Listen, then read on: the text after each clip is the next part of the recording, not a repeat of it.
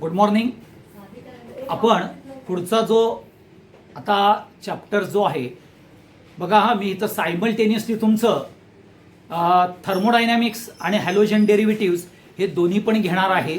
तुमच्या 17 तारखेच्या परीक्षेच्या अगोदरपर्यंत जेवढा मला थर्मोडायनॅमिक्स आणि हॅलोजन डेरिव्हेटिव्स हा तुमच्या परीक्षेच्या दृष्टिकोनातून जेवढा संपवता येईल तेवढा मी संपवणार आहे. ओके, हे लक्षात ठेवा. एका दुसरा हेड राहील, ओके, परंतु त्याची काळजी करू नका. आता हा जो थर्मोडायनॅमिक्स हा टॉपिक आहे हा JEEला आणि CETला झालेला आहे, परंतु आमचे जे नीटचे विद्यार्थी आहेत त्यांना कुठेतरी थोडंफार फरकानं झालेलं असेल. मे बी थर्मोडायनॅमिक इक्विलिब्रियम पर्यंत झालं असेल. तरी सुद्धा मी हा पुन्हा रिवाइज चॅप्टर करणार आहे, कारण का हा नीटच्या दृष्टिकोनातून आपल्याला बघायचा आहे आणि नीटच्या विद्यार्थ्याला पण हा समजावून सांगायचा आहे. म्हणजेच ह्याचा अर्थ पुन्हा हा थर्मोडायनॅमिक्स रिवाइज किंवा रिव्हिजन ही आपल्याला CET आणि पर्टिक्युलरली JEEच्या विद्यार्थ्यांना मिळणार आहे. जसं हॅलोजन डेरिव्हेटिव्स हा JEEच्या विद्यार्थ्यांना आपण झालेला नव्हता म्हणून घेतला आणि त्याचा फायदा CET आणि नीटला होतो, तसाच हा थर्मोडायनॅमिक्सचा फायदा हा JEE आणि CETच्या विद्यार्थ्यांना होईल एवढं मला वाटतं. एवढं लक्षात घ्या. मग थर्मोडायनॅमिक्स चालू करत असताना तुम्हाला सगळ्यांना असं माहिती आहे, मग ह्या तिन्ही कंपार्टमेंटमधल्या लोकांना म्हणजे CET, JEE, नीट कंपार्टमेंट म्हणतोय म्हणून लक्षात ठेवा.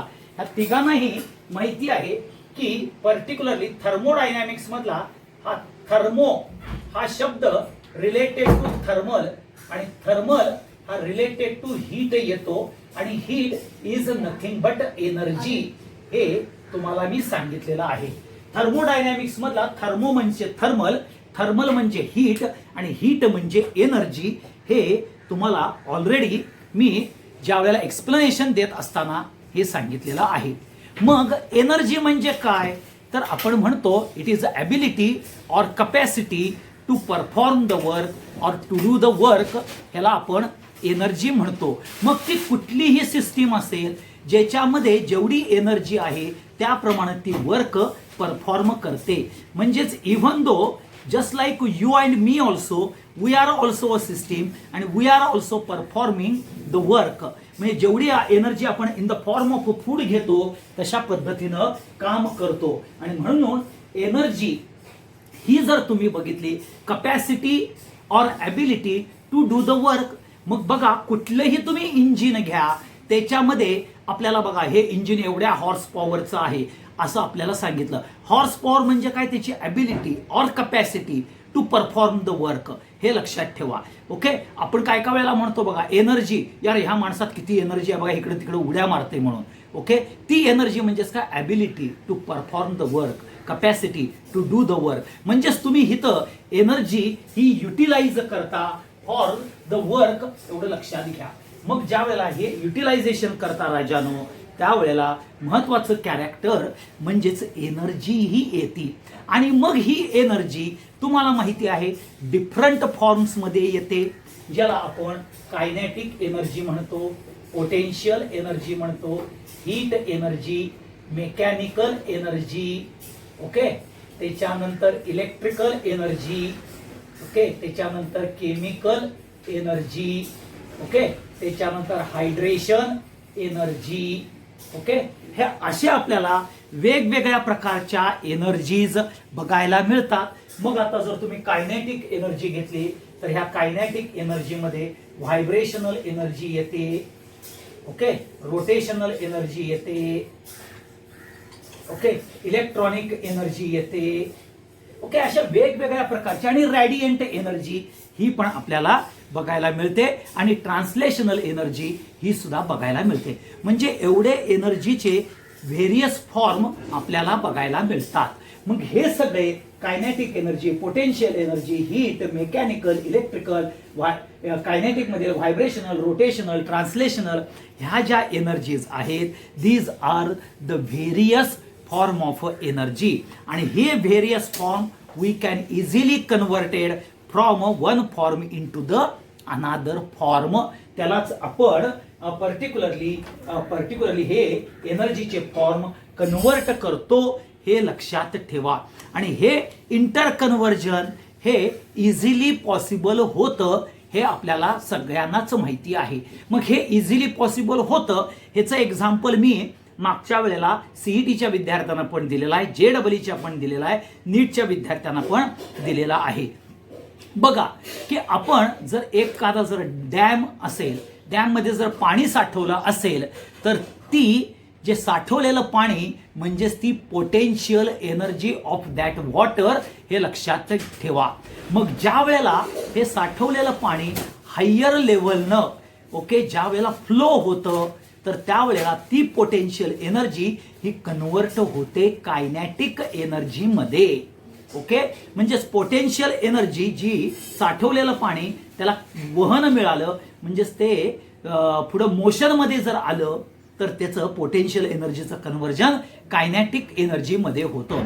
ती कायनॅटिक एनर्जी मधलं म्हणजेच वहन करत असला ज्याला कायनेसिस मोशन मिळालेलं आहे वॉटरला, ते वॉटर ज्यावेळेला फॉल डाऊन होतं from higher level to the particular turbine, to the particular turbine, तर ते potential energy converted into the kinetic energy.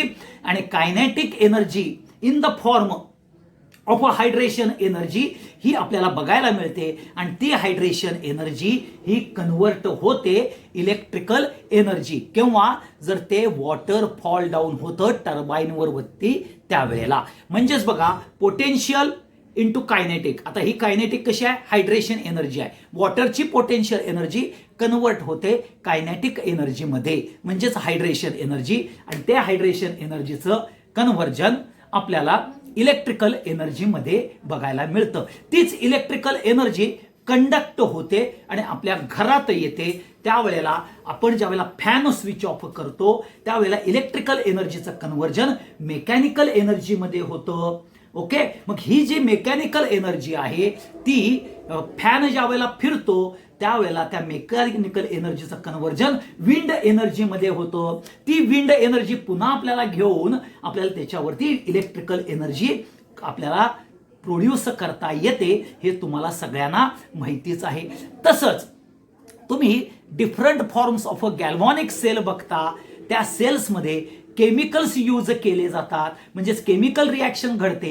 म्हणजे केमिकल एनर्जीचं कन्व्हर्जन आपल्याला इलेक्ट्रिकल एनर्जीमध्ये होतं, हे तुम्हाला माहिती आहे. आणि पर्टिक्युलरली बऱ्याच वेळेला इलेक्ट्रिकल एनर्जीचं कन्व्हर्जन हे केमिकल एनर्जीमध्ये इलेक्ट्रोलायटिक सेलमध्ये आपल्याला बघायला मिळतं. आणि म्हणून तुम्हाला जर बघितलं बाळांनो इथं inter conversion of energy from one form of energy into the another form, हे different form of inter conversion हे इझिली पॉसिबल घडलं जातं, हे लक्षात ठेवा.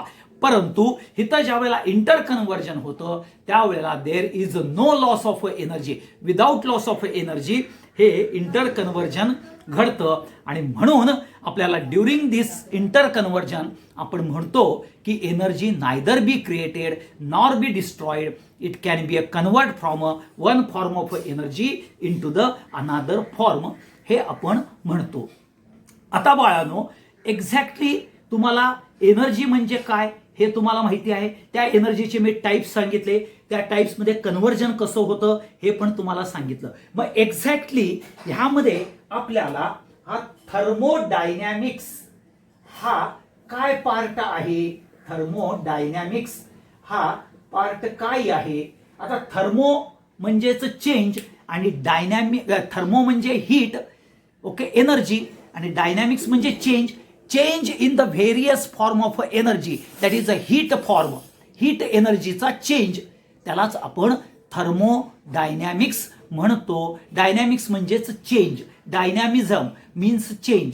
हे लक्षात ठेवा. मग थर्मोडायनॅमिक्स काय आहे, it is the branch of science. Thermodynamics is the branch of science which deals with the interconversion, which deals with the interconversion of a different form of energy, different form of energy, and the quantitative relationship between them, between quantitative relationship between them which takes place in a physical process or chemical process, त्यालाच आपण thermodynamics म्हणतो. परत एकदा सांगतो, thermodynamics is nothing but, thermodynamics is the nothing but it is the science or it is the branch of the science which deals with the interconversion of various form of energy.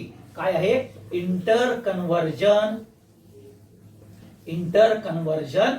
of various form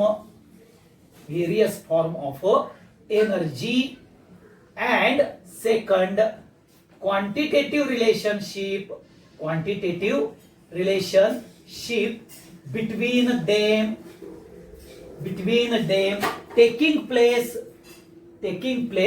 particularly quantitative relationship between them taking place either in a chemical process or physical process. म्हणजेच तुमच्या थर्मोडायनॅमिक्सच्या definition मध्ये काय येईल? It is the branch of science which deals with the interconversion of various forms of energy and a quantitative relationship between them, म्हणजे between the energy which takes place during a chemical process और physical process. ह्यालाच आपण काय म्हणतो?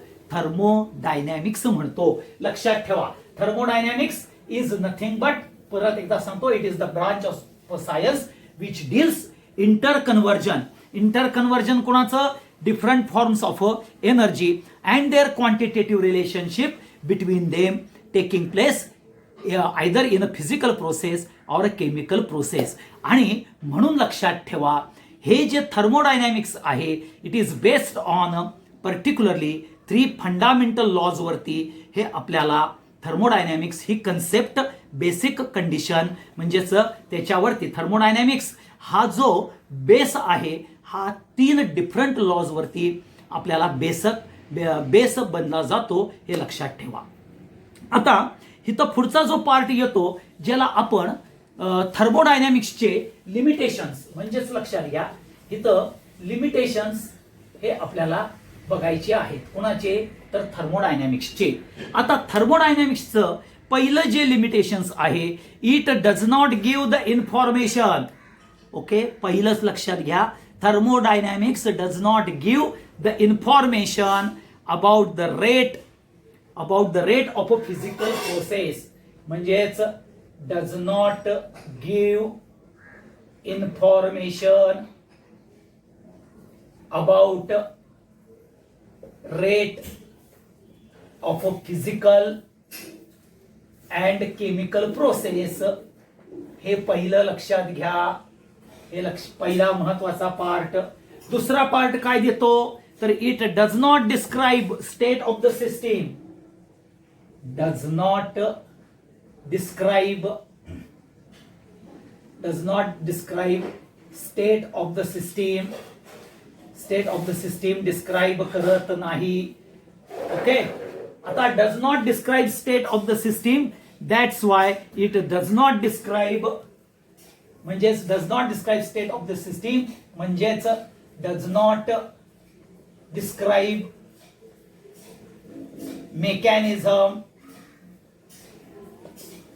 Mechanism of a प्रोसेसची mechanism हे explain करत नाही. कारण हे थर्मोडायनॅमिक्स हे इनिशियल आणि फायनल स्टेट डिस्क्राइब करतं. ओके, इन बिटवीन इनिशियल आणि फायनल मधलं जे बिटवीन जी प्रोसेस आहे, मेकॅनिझम जे आहे ते डिस्क्राइब करत नाही.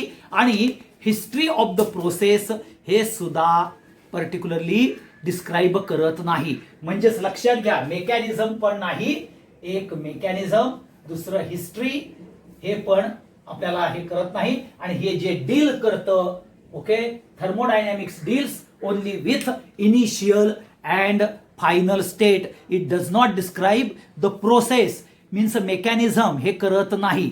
आता हे particularly thermodynamics deals with macroscopic system. ह्याच्यामध्ये मॅक्रोस्कोपिक सिस्टीम इन्व्हॉल्व आहे, हे लक्षात ठेवा. काय आहे? Thermodynamics deals with macroscopic systems. म्हणजेच number of molecules, large number of molecules म्हणजे large number of atoms, large number of molecules, large number of ions, त्याच्याशी डील करते thermodynamics. Only with the single atom, single molecule means microscopic कॅरेक्टरवरती ते deal करत नाही. Macroscopic म्हणजेच total particularly volume जो आहे तो लार्ज कॅरेक्टर्समध्ये असतो, हे लक्षात ठेवा. म्हणजे लार्ज नंबर ऑफ एंटिटीज ह्याच्यावरती आपण बघतो. सिंगल मॉलिक्युल, सिंगल ॲटम म्हणजेच मायक्रोस्कोपिक कॅरेक्टरवरती ते अवलंबून नाही. आता these particularly thermodynamics are not particularly they are not connected with the individual character. Individual कॅरेक्टरला कनेक्ट होत नाही. म्हणजेच it is not concern with individual atom और इंडिव्हिज्युअल मॉलिक्युल, हे लक्षात ठेवा. ओके. आणि इथं thermodynamics does not consider a time factor. हा टाइम फॅक्टर कन्सिडर करत नाही. आणि म्हणून हे लिमिटेशन्स आपल्याला थर्मोडायनॅमिक्सचे बघायला मिळतात. थर्मोडायनॅमिक्सचे पहिलं लिमिटेशन काय? Does not give the information about the rate. Physical आणि केमिकल प्रोसेसचा जो रेट आहे तो थर्मोडायनॅमिक्स चेंज सांगत नाही. तो फक्त चेंज सांगतो की कसं एनर्जी चेंज होते. दुसरं, does not describe state of the system. तो कुठल्या स्टेट मध्ये सांगत नाही, तर इनिशियल सिस्टीम बद्दल आणखीन फायनल सिस्टीम बद्दल डील करतो. In between during the process काय जी स्टेट आहे ते डिस्क्राईब करत नाही. म्हणजेच मेकॅनिझम ऑफ अ प्रोसेस तो डिस्क्राईब करत नाही किंवा हिस्ट्री ऑफ द प्रोसेस ती पण सांगत नाही thermodynamics. Thermodynamics also deals with the macroscopic system. Macroscopic म्हणजे large number entities of atom, molecules, ions ह्याच्यावरती तो डील करतो. Individual atom, individual molecule means microscopic कॅरेक्टरला तो करत नाही, हे लक्षात ठेवा. आणि particularly thermodynamics does not consider the time factor. Okay, हे लक्षात ठेवा. हा सगळ्यात महत्वाचा पार्ट येतो. हा इम्पॉर्टंट कॅरेक्टर आहे रिगार्डिंग द थर्मोडायनॅमिक्स. ओके. आता ह्यामध्ये थर्मोडायनॅमिक्स हे तुम्ही बघितलं, त्याचे लिमिटेशन्स बघितले, आणि मग आपल्याला ही जी ब्रांच ऑफ थर्मोडायनॅमिक्स आहे हे लक्षात ठेवा. It deals with the study of the macroscopic properties. कुठल्या आहेत? Study of the macroscopic properties. Macroscopic properties म्हणजेच काय? Large number of atoms, large number of molecules ह्याच्या बरोबर ती स्टडी करते. आणि त्याच्यावरून आपण स्टॅटिस्टिकल थर्मोडायनॅमिक्स हे कॅरेक्टर डेव्हलप करतो with small number of atoms and small number of molecules. आणि मग ते आपण इंटरप्रिटेशन देतो. मग आता पुढचा जो पार्ट येतो, लक्षात घ्या, मी हे स्टॅटिस्टिकल थर्मोडायनॅमिक्स म्हणजे काय हे सांगण्याचा प्रयत्न केलेला आहे. ह्यामध्ये आपण थर्मोडायनॅमिक्स म्हणजे काय बघितलं, लिमिटेशन्स त्याचे बघितले. आता स्टॅटिस्टिकल थर्मोडायनॅमिक्स ही मायक्रोस्कोपिक सिस्टीम म्हणजेच आपण ज्याच्यामध्ये large number of atom, large number of molecules जिथं इन्व्हॉल्व्ह होतात तिथं लक्षात ठेवा आपल्याला तिथं स्टॅटिस्टिकल थर्मोडायनॅमिक्स म्हणजे किती नंबर मॉलिक्युल्स आहेत त्याच्यावरून आपण मॅक्रोस्कोपिक कॅरेक्टरवरनं आपल्याला क्वांटिटेटिव्ह रिलेशन कसं आहे, ओके, चेंज कसा होतो. क्वांटिटेटिव्ह रिलेशन्समध्ये ज्यावेळेला तुम्ही मेजरमेंट करता, how much energy, how much amount of energy is going to be converted from one form into the another form. तो जो स्टॅटिस्टिकल डेटा आहे आणि तो चेंज ज्या वेळेला तुम्ही क्वांटिटेटिव्हने बघता तर तो स्टॅटिस्टिकल डेटा म्हणजेच स्टॅटिस्टिकल थर्मोडायनॅमिक्सच होय, हे लक्षात ठेवा. हा सगळ्यात महत्वाचा. आणि म्हणून statistical thermodynamics provides particularly link or a connection between atoms or a molecule, particularly atoms or molecule and their properties involve in a thermodynamics. म्हणजे त्याच्या प्रॉपर्टीज काय इन्व्हॉल्व होतात त्याचा अभ्यास म्हणजेच स्टॅटिस्टिकल थर्मोडायनॅमिक्स होय, हे लक्षात ठेवा. आता पुढचा पार्ट येतो ज्याला आपण केमिकल थर्मोडायनॅमिक्स असं म्हणतो. आता थर्मोडायनॅमिक्स हे तुम्हाला माहितीच आहे, branch of the science. Okay, thermodynamics म्हणजे it is branch of the science. Which deals with the interconversion. आता थर्मोडायनॅमिक्सच्या अगोदर जर केमिकल लावलं तर काय सांगणार तुम्ही? It is a branch of the thermodynamics which gives the quantitative information of energy change. Okay, energy change associated with a chemical process and which explains the chemical behavior. बघा काय सांगतं? It is the branch of a thermodynamics. Chemical thermodynamics is nothing but it is a branch of a chemical, it is a branch of the thermodynamics which gives a quantitative relation or a quantitative information about the energy change during the chemical process or during a chemical change or the energy change associated with a chemical process and their chemical behavior. Okay, that is known as chemical thermodynamics. म्हणजेच heat of reaction, effect of a temperature, okay, heat of reaction, effect of a temperature which is going to influence the chemical reaction. त्याच्यावरती काय influence करतात? तोच म्हणजेच chemical thermodynamics होय. म्हणजेच इथं परत chemical thermodynamics is the branch of a thermodynamics. Okay, particularly he deals कशा करता करते हे लक्षात ठेवा. क्वांटिटेटिव्ह रिलेशन और क्वांटिटेटिव्ह इन्फॉर्मेशन कुणाबाबत देते? क्वांटिटेटिव्ह इन्फॉर्मेशन तर त्यात energy associated with chemical process और केमिकल रिएक्शन. ओके, आणि सगळ्यात महत्वाचं म्हणजे तुम्ही स्टडी करता केमिकल बिहेवियर. हे लक्षात ठेवा. हा सगळ्यात महत्वाचा पार्ट ह्या केमिकल थर्मोडायनॅमिक्स मध्ये येतो. हा इम्पॉर्टंट फॅक्टर लक्षात ठेवा. मग तुम्हाला थर्मोडायनॅमिक्स म्हणजे काय सांगितलं, केमिकल थर्मोडायनॅमिक्स म्हणजे काय सांगितलं. आता ह्याच्यामध्ये आपल्याला एक एक कॅरेक्टर्स आपल्याला बघायचे आहेत. म्हणजेच कन्सेप्ट एक एक बघायचे आहेत. पहिला कन्सेप्ट येतो ज्याला आपण सिस्टीम, सराउंडिंग, ओके, आणि बाउंड्री म्हणजे काय हे आपण बघायचं आहे. System, surrounding and boundary. आता तुम्हाला माहिती आहे system is the small portion of the universe. System is the small portion of the universe under a thermodynamic consideration, or it is under thermodynamic consideration means consideration about the thermodynamic study that is called as a system. Small portion of the universe which is under thermodynamic consideration. म्हणजेच small पोर्शनचं pressure, volume, temperature, number of moles हे कसे change होतात, okay, ते आपल्याला particularly study करता येतात. त्याला आपण सिस्टीम म्हणतो. आता ह्यामध्ये स्मॉल पोर्शन्स मध्ये लक्षात घ्या, थर्मोडायनॅमिक कन्सिडरेशन्स करत असताना त्याचं प्रेशर काय आहे, व्हॉल्यूम काय आहे, टेम्परेचर काय आहे, एनर्जी इव्हॉल्व काय आहे, ही आपल्याला क्वांटिटेटिव्हली आपण डिटरमाइन करू शकतो, इव्हॅल्युएट करू शकतो. आणि म्हणून बघा तुम्ही उगाच टोटल युनिव्हर्सचं प्रेशर काय आहे केमिकल रिॲक्शन्स करताना युनिव्हर्सचं प्रेशर बघता का?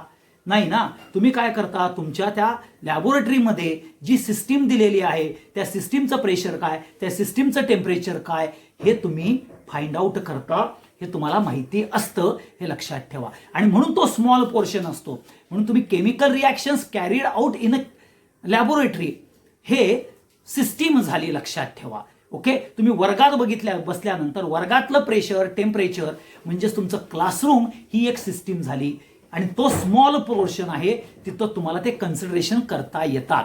आणि म्हणून system is a very small, okay, with respect to their energy and mass, हे लक्षात ठेवा. परंतु जर सराउंडिंग बघितलं, the remaining portion excluding a system is called as a surrounding, ज्याच्यामध्ये एनर्जी आणि मास आपल्याला लार्ज अमाऊंटमध्ये बघायला मिळतो. आणि म्हणून तुम्हाला युनिवर्स हे जर कॅरेक्टर घेतलं तर universe is equal to system plus surrounding हे तुम्हाला कॅरेक्टर बघायला मिळतं. आता त्याच्यामध्ये पुढचा पार्ट येतो ज्याला आपण बाउंड्री म्हणतो, हे लक्षात ठेवा. आता हे बाउंड्री म्हणजेच काय? Wall or interface which separates system and surrounding. Surrounding आणि सिस्टीम सेपरेट करणारा जे वॉल आहे किंवा इंटरफेस आहे ते. मग ही जी बाउंड्री आहे ती रिअल आहे किंवा इमॅजिनरी असू शकते, हे लक्षात ठेवा.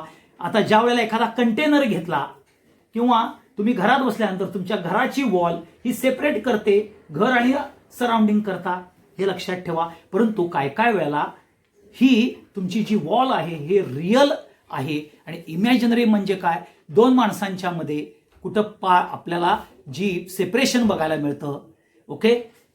किंवा आपण ज्या वेळेला समुद्रावरती जातो त्यावेळेला बघा पाणी आणि पर्टिक्युलरली आकाश, ज्या समुद्राचं जिथं सेपरेशन्स बघायला मिळतं. Okay.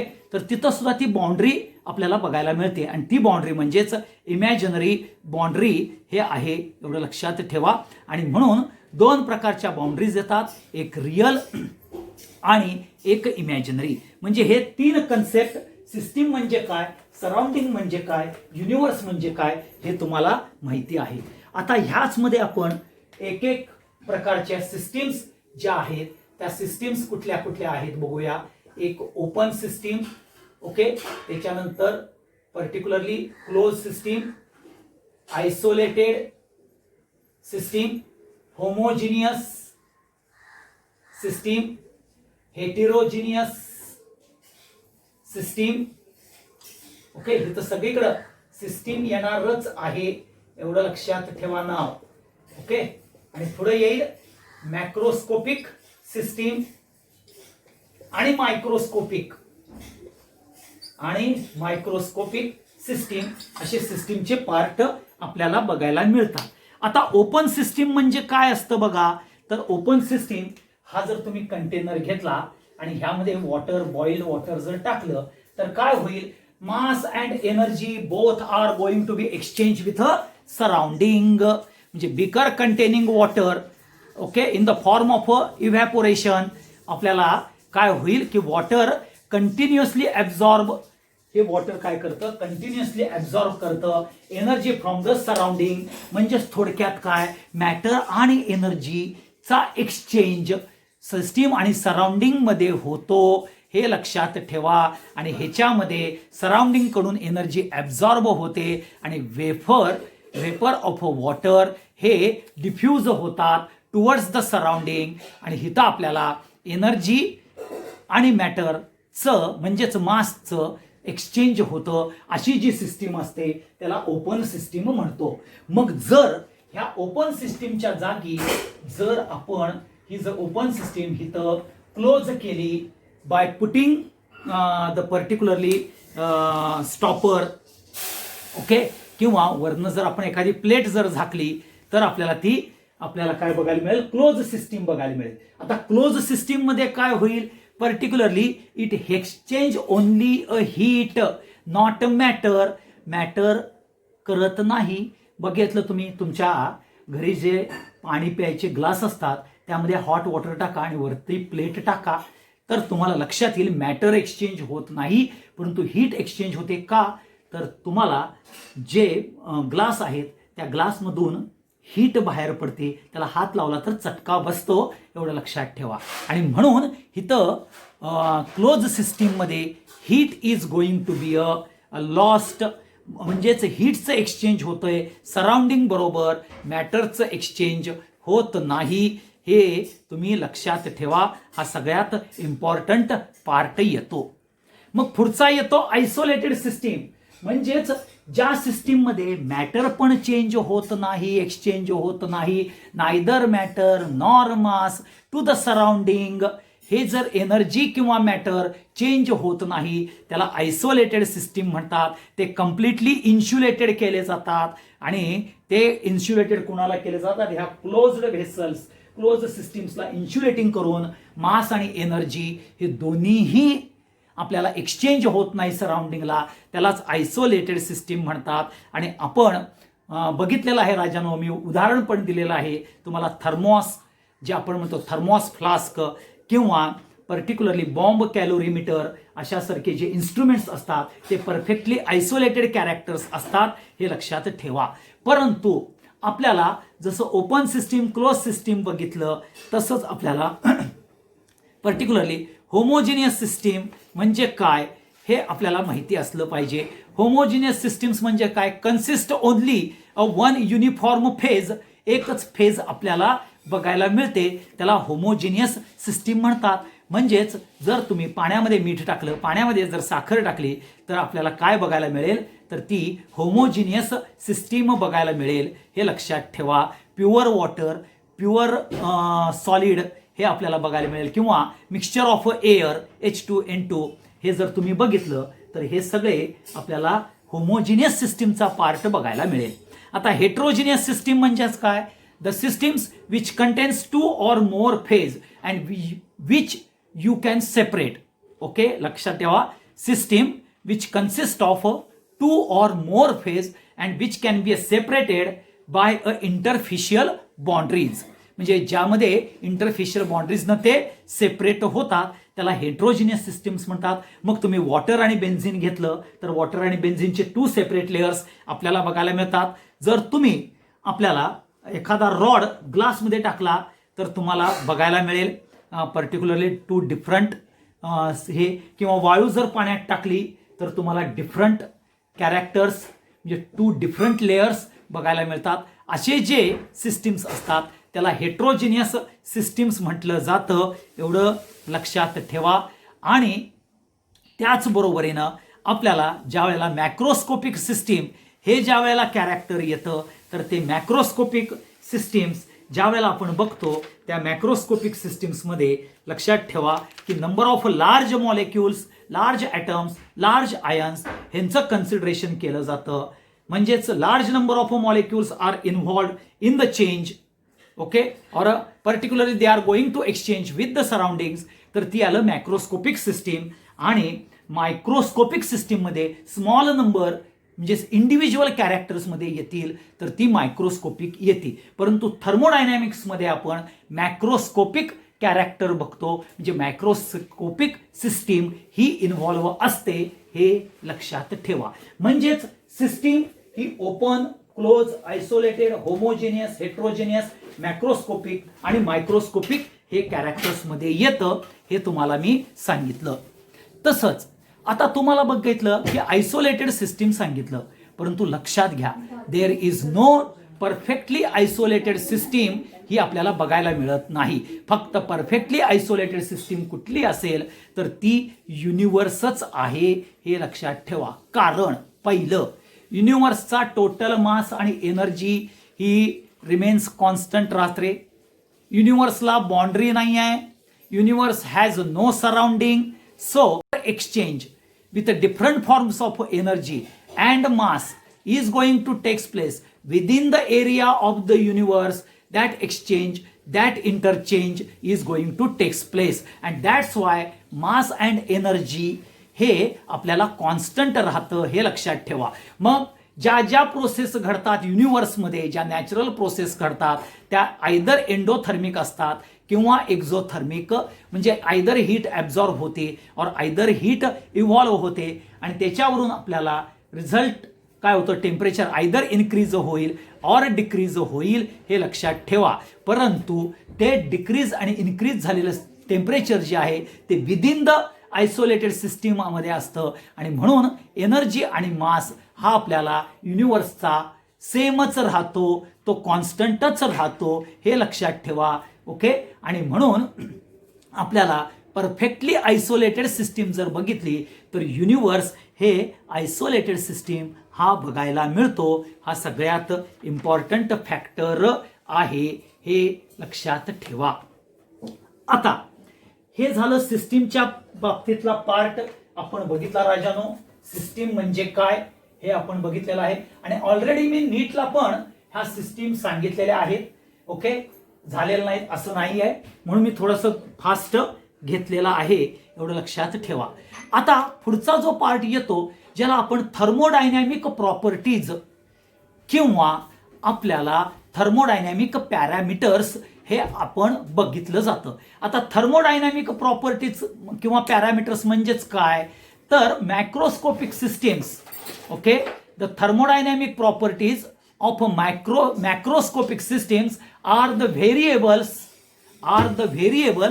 which the properties of a system depends. म्हणजे property of the systems they are depends on such variables of the macroscopic system. म्हणजे मॅक्रोस्कोपिक सिस्टीम आर, ओके लक्षात ठेवा, macroscopic system are the variables on which the properties of a systems depends. म्हणजे property of a system ह्या depends आहेत कुणाबरोबर, तर variables of the macroscopic system. Macroscopic systems मध्ये variables कुठले कुठले आहेत, प्रेशर आहे, व्हॉल्यूम आहे, एनर्जी आहे, डेन्सिटी आहे, टेम्परेचर आहे. ह्या तुमच्या मॅक्रोस्कोपिक प्रॉपर्टीज आहेत, त्याच्यावरती सिस्टीम, ह्या व्हेरिएबल्सवरती सिस्टीम डिपेंड्स आहे, हे लक्षात ठेवा. आणि म्हणून त्याला आपल्याला थर्मोडायनॅमिक पॅरामीटर्स म्हटलं जातं. हे इम्पॉर्टंट कॅरेक्टर. मग ह्याच्या पुढचा जो पार्ट येतो ते कन्सेप्ट म्हणजेच एक्सटेन्सिव्ह प्रॉपर्टी, एक्सटेन्सिव्ह आणि इंटेन्सिव्ह, एक्सटेन्सिव्ह आणि इंटेन्सिव्ह प्रॉपर्टी हे आपण बघायचं आहे. आता ह्या दोन प्रॉपर्टीज मध्ये म्हणजेच ह्या ज्या थर्मोडायनॅमिक प्रॉपर्टीज आहेत ज्याच्यावरती मॅक्रोस्कोपिक सिस्टीम्स म्हणजेच systems which are depends on the variables, ते म्हणजेच थर्मोडायनॅमिक प्रॉपर्टीज. मग त्या थर्मोडायनॅमिक प्रॉपर्टीजचा म्हणजेच प्रॉपर्टीज ऑफ द सिस्टीम ह्या ज्या आहेत ते क्लासिफाय होतात एक्सटेन्सिव्ह आणि इंटेन्सिव्ह प्रॉपर्टीज मध्ये. मग एक्सटेन्सिव्ह प्रॉपर्टीज काय आहेत, the properties whose magnitude or whose amount depends on, म्हणजेच the property of the system whose magnitude depends upon the amount of the matter. amount of the matter वरती जी properties present आहे किंवा particularly amount of a matter वरती depend आहे ती म्हणजेच extensive property. म्हणजेच लक्षात घ्या, more the quantity, more the matter आणि मोर द एनर्जी. म्हणजेच लक्षात घ्या, मॅटर जो आहे म्हणजेच लक्षात घ्या, पुन्हा एकदा सांगतो की property of the system whose magnitude depends upon the amount of the matter, amount of a matter वरती डिपेंड्स आहे. म्हणजे जेवढी प्रॉपर अमाऊंट जास्त तेवढी आपल्याला प्रॉपर्टी जास्त, जेवढी लेस तेवढं कमी मॅटर. ओके, आणि म्हणून बघा मास म्हणजेच हे काय आहे, मास काय आहे, तर ही आपल्याला एक्सटेन्सिव्ह प्रॉपर्टी आहे. ओके, व्हॉल्यूम ही सुद्धा एक्सटेन्सिव्ह प्रॉपर्टी आहे. वर्क म्हणजेच जेवढा तुमचा मास असेल तेवढा तुम्हाला वर्क लागणार आहे. हीट, जेवढा अमाऊंट ऑफ अ मॅटर जास्त तेवढी हीट जास्त. म्हणजे मी तुम्हाला मागच्या वेळेला एक्झाम्पल दिलं होतं 1 kg कोल आणि 2 kg कोल. हीट कोणामध्ये जास्त बघायला मिळणार आहे, 2 kg कोलमध्ये. तसंच एनर्जी ही सुद्धा आपल्याला एक्सटेन्सिव्ह प्रॉपर्टी आहे. एन्थाल्पी ही सुद्धा आहे आणि हीट कपॅसिटी ही सुद्धा आहे. हे लक्षात ठेवा, हा सगळ्यात महत्वाचा पार्ट येतो. आणि म्हणून एक्सटेन्सिव्ह प्रॉपर्टी जे आहेत द अमाऊंट ऑफ मॅटर वरती अवलंबून आहेत, हे लक्षात ठेवा.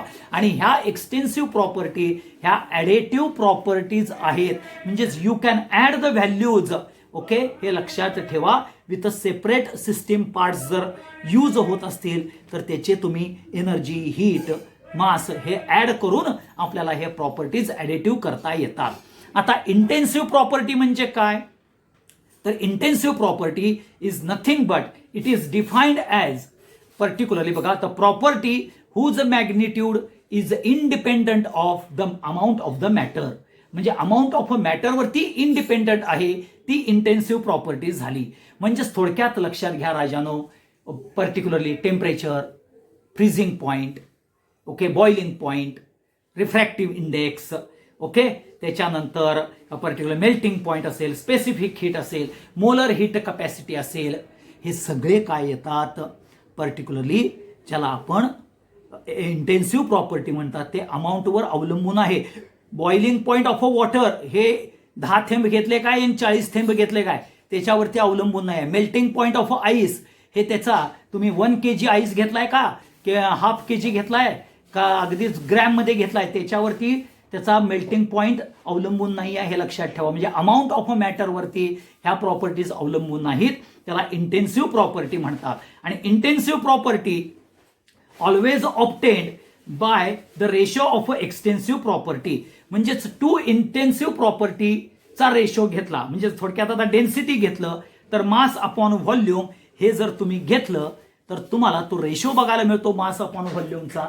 म्हणजेच डेन्सिटी ही रेशो आहे आणि ही डेन्सिटी जर तुम्ही बघितली तर इंटेन्सिव्ह प्रॉपर्टी येते, ती अमाऊंटवरती अवलंबून नाही, हे लक्षात ठेवा. Intensive property you cannot add.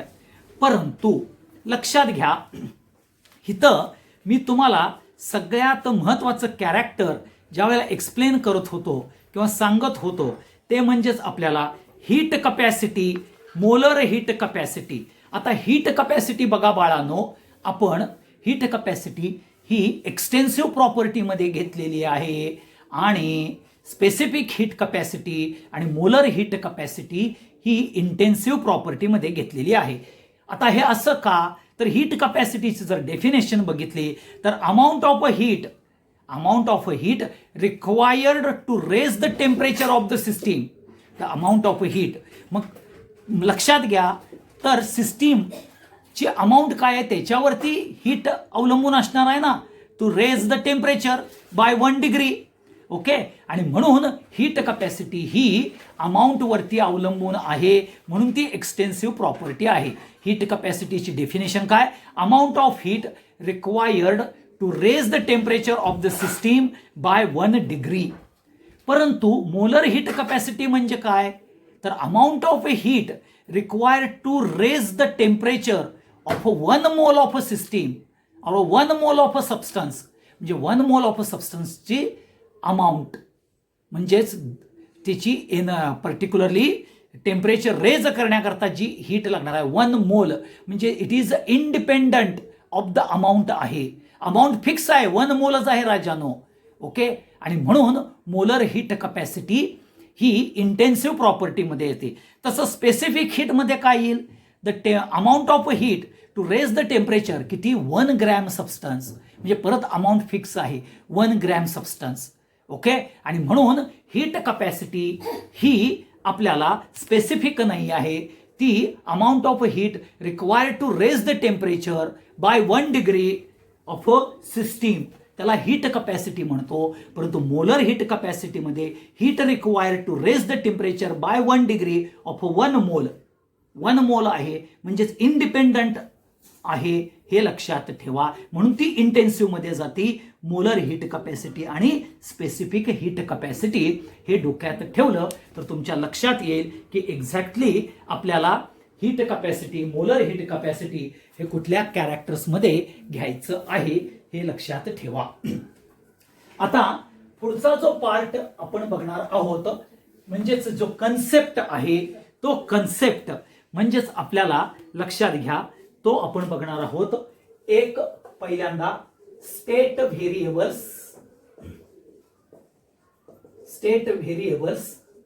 दुसरा येईल स्टेट ऑफ द सिस्टीम, आणि तिसरा येईल state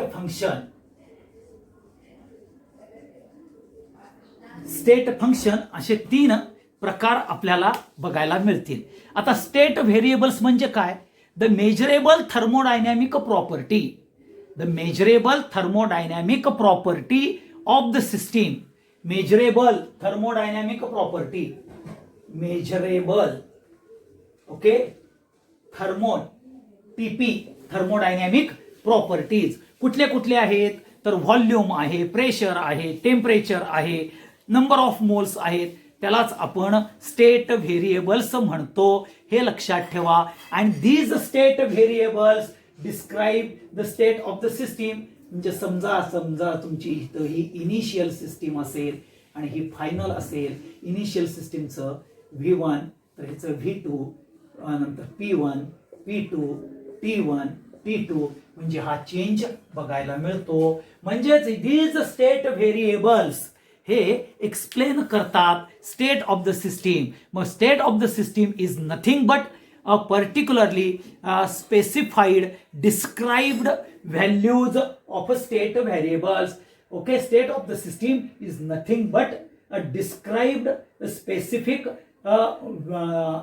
state values of state variables. हे लक्षात ठेवा. आणि म्हणून if one or more variables are going to be changed, the state of the system is going to be changed. म्हणजेच ती सिस्टीम चेंज होते from one form into the another form.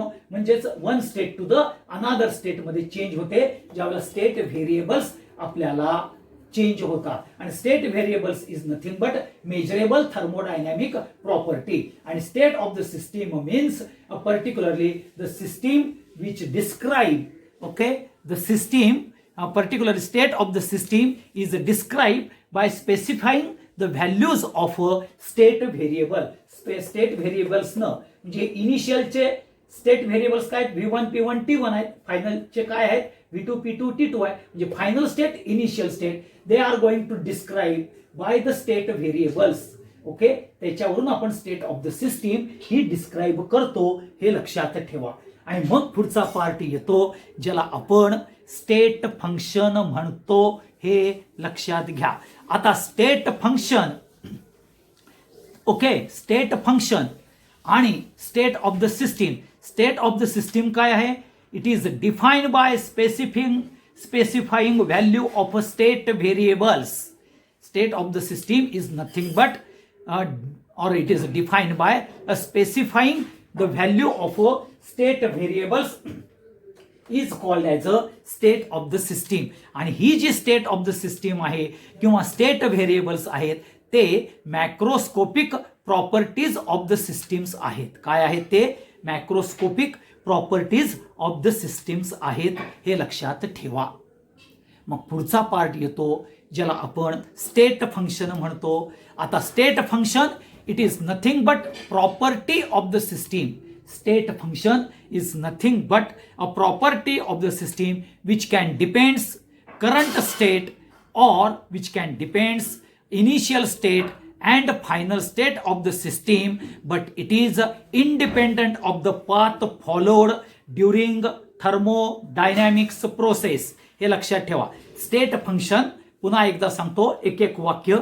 It is defined as the process or it is defined as the property of the system. Process म्हणू नका, property of the system which depends on current state or initial and final state of the system and which is independent of the path followed by the system during thermodynamic process. During thermodynamic process मध्ये जो आपल्याला जो path followed केलेला आहे त्याला independent असते. आणि dependent असते कशाला, तर करंट स्टेट और इनिशियल अँड फायनल स्टेट, त्यालाच आपण स्टेट फंक्शन म्हणतो. मग तेच स्टेट फंक्शन म्हणजेच कोण, V1 P1 T1 V2 P2 T2 N2 म्हणजेच number of moles, volume, pressure, temperature. These are nothing but a state function. हे आपल्याला बघायला मिळतात. आणि परत लक्षात घ्या, state function is nothing but it is a property of the system which depends on current state और initial and final state of the system but not independent of the path followed by the system during thermodynamic process. त्याच्यावरती ते independent आहेत, एवढं लक्षात ठेवा. मग इथं जर तुम्ही properties of a state function हे जर बघायला गेला तर पहिली प्रॉपर्टीज काय येते, the state of the system is defined by, okay, fixing म्हणजे स्पेसिफाईंग व्हॅल्यू हे आपल्याला बघायला मिळतात. कुणाचे, तर त्या सिस्टीमचे. म्हणजे स्पेसिफिक व्हॅल्यू कुठले आहेत, V1 P1 आणि T1 इनिशियलचे आहेत, फायनलचे V2 P2 T2 आहेत. म्हणजे फिक्सिंग प्रत्येक स्टेटला स्टेट फंक्शन्स जे आहेत त्याची फिक्स व्हॅल्यू असते. त्या करंट आहे का, इनिशियल आहे का, फायनल स्टेटला आहे, ती स्पेसिफिक व्हॅल्यू आहे. These state functions are not independent. ते इंडिपेंडंट नाही आहेत. म्हणजेच तुम्ही प्रेशर, व्हॉल्यूम आणि टेम्परेचर घेतले तर 2 आर इंडिपेंडंट आणि 1 इज अ डिपेंडंट कॅरेक्टर येतं. म्हणजेच लक्षात घ्या, तुम्ही ज्या वेळेला हे असं आपण बघितलेलं होतं बघा, सिस्टीम ए अँड बी आपण जर काढायला गेलो तर हे तर P1 V1 T1 P2 V2 T2 आणि बघितलं आपण delta P P2 minus P1, delta V V2 minus V1 आणि delta T T2 minus T1. Okay, हा पाथ आपण फॉलोड केला. म्हणजेच from A to B system P1 V1 T1 to P2 V2 T2 होईल किंवा P2 V2 T2 to a system. जे बी to ए करू शकाल, ए टू बी कराल, परंतु हिथं बघा इनिशियल कुठलीही स्टेट असू दे, ही घ्या किंवा ही घ्या, त्याला स्पेसिफिक व्हॅल्यू आहेत आणि पर्टिक्युलरली 2 आर इंडिपेंडंट आहे. म्हणजेच डिपेंडंट कुठला असणार आहे, समजा टेम्परेचर चेंज केलं तर प्रेशर व्हॉल्यूम सेम राहणार आहे, ते इंडिपेंडंट कॅरेक्टर येईल. प्रेशर चेंज केलं तर व्हॉल्यूम आणि टेम्परेचर सेम राहील, हे लक्षात ठेवा. आणि म्हणून लक्षात घ्या, the amount of a gas ज्या वेळेला आपण बघतो तर त्यावेळेला त्याची initial state, amount of a gas in the system हे जर घेतलं तर ते स्पेसिफिक व्हॅल्यूजनं म्हणजेच थर्मोडायनॅमिक प्रॉपर्टीजनं म्हणजे स्टेट ऑफ फंक्शननं जे डिस्क्राईब केलं जातं, पी प्रेशर, व्हॉल्यूम आणि टेम्परेचर, आणि ते इंटर रिलेटेड आहे हे तुम्हाला माहिती आहे. PV is equal to NRT हे आपण 11वीला स्टेट्स ऑफ मॅटरमध्ये बघितलेलं आहे, हे लक्षात घ्या. म्हणजेच state function P and pressure and volume जर चेंज केलं तर टेम्परेचर हे फिक्स राहतं. जर तुम्ही व्हॉल्यूम फिक्स केला तर प्रेशर आणि टेम्परेचर चेंज होऊ शकतं. आणि त्यामुळं ज्या वेळेला तुम्हाला initial state to final state A to B change system केली जाते त्यावेळेला delta P is equal to P2 minus P1 V2 minus V1 and T2 minus V1 T2 minus T1 हे केलं जातं. मग दीज चेंज, हे जे चेंज आहेत हे इंडिपेंडंट ऑफ द पाथ आहेत. पाथ कुठलाही असू दे तो चेंज होणार आहे. म्हणजे तुम्ही ए टू बी हा पाथ घ्या किंवा बी टू ए हा सेकंड पाथ घ्या, कसाही घेतला तरी चेंज ऑफ द सिस्टीम हे होणारच आहे. आणि म्हणून आपल्याला डेफिनेशन्समध्ये independent of the path followed हे आपण बघितलेलं आहे, हे लक्षात ठेवा. समजलं? ओके, हे परत एकदा सांगतो, स्टेट फंक्शन हा इम्पॉर्टंट कॅरेक्टर आहे. हा डिपेंड्स ऑन करंट इनिशियल और फायनल सिस्टीम वरती आहे, not on the path followed वरती आहे, हे लक्षात घ्या. हा सगळ्यात इम्पॉर्टंट फॅक्टर. आणि हे जे तुम्हाला सांगितलेलं आहे इथं चेंज होणार आहे. आयदर तुम्ही टेम्परेचर कॉन्स्टंट ठेवा, व्हॉल्यूम कॉन्स्टंट ठेवा, प्रेशर कॉन्स्टंट ठेवा, त्याप्रमाणे आपल्याला चेंज बघायला मिळेल, हे लक्षात ठेवा. आता इथं इम्पॉर्टंट फंक्शन म्हणजेच आपल्याला स्टेट फंक्शनचा इम्पॉर्टन्स काय आहे रे, तर लक्षात घ्या, इथं feasibility of the thermodynamic process म्हणजेच तो स्पॉन्टेनियस आहे का नॉन स्पॉन्टेनियस आहे, ती फिजिबिलिटी ही आपल्याला इथं चेक करता येते स्टेट फंक्शनवरून. आणि त्याच्यावरूनच आपण डेल्टा जीची व्हॅल्यू पॉझिटिव्ह आहे का निगेटिव्ह आहे ही सुद्धा फाइंड आउट करतो. जर निगेटिव्ह आलं तर स्पॉन्टेनियस, पॉझिटिव्ह आलं तर नॉन स्पॉन्टेनियस व्हॅल्यू आली तर हे आपण म्हटलं जातं, हे लक्षात ठेवा. म्हणजे डेल्टा जी निगेटिव्ह व्हॅल्यू आली by measuring this state function, okay, तर आपण म्हणतो ती स्पॉन्टेनियस प्रोसेस आहे. जर डेल्टा जी व्हॅल्यू पॉझिटिव्ह आली तर ती नॉन स्पॉन्टेनियस आहे. Negative spontaneous, positive non spontaneous हे तुम्हाला कॅरेक्टर बघायला मिळतील, हे लक्षात ठेवा. हा सगळ्यात महत्त्वाचा पार्ट तुमच्या दृष्टिकोनातून महत्त्वाचा आहे. हा इम्पॉर्टंट फॅक्टर लक्षात ठेवा regarding the state function. Okay, आता ह्याच्या पुढचा जो पार्ट येईल जो आहे थर्मोडायनॅमिक इक्विलिब्रियम प्रोसेस, हे आपण उद्याच्या भागात बघायचं आहे, लक्षात घ्या. Thank you very much.